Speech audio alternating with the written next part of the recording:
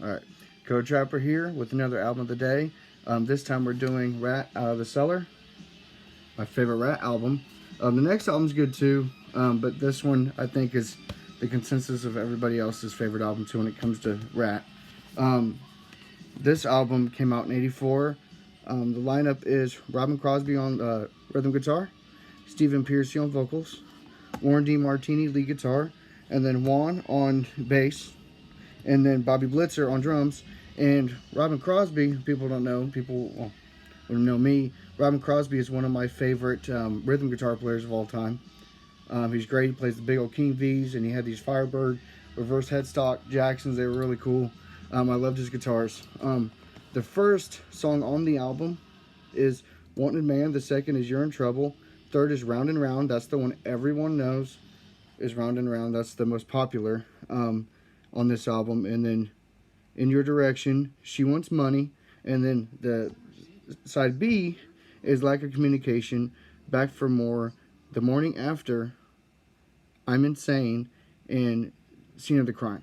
And this album has just bangers all the way through. It's one of those albums you can literally put on and just listen to the whole album, which, you know, that's the best thing to do, of course, is put a record on and just listen to it front to back. But when you have albums that you can just put them on and do that, this is one of those. It has not really many weak points, if any, but Wanted Man is another one everybody likes. Of course, Round and Round, In Your Direction's a good one.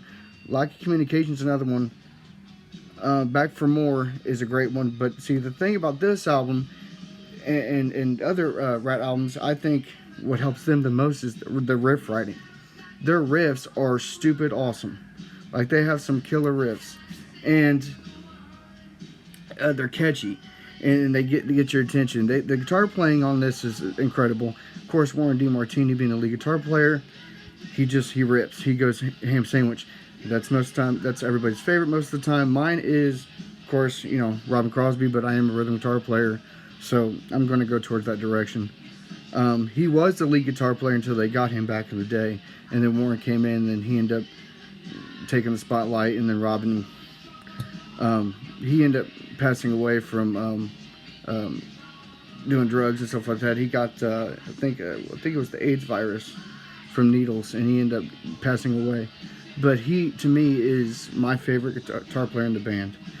Stephen Pearcy is my favorite. When it comes to hair 80s metal, he is probably my favorite vocalist of 80s hair metal, which would be Steve Pearcy. I think his voice is perfect. It does everything it needs to do and more. And it suits the songs very well. And the writing on these are really great. And Stephen Pearcy is a great writer, great lyricist. So, because they weren't one of those bands that, yes, they sang about getting chicks and stuff like that, but it wasn't like Poison. It was more refined and better. And it was grittier. And it was way better.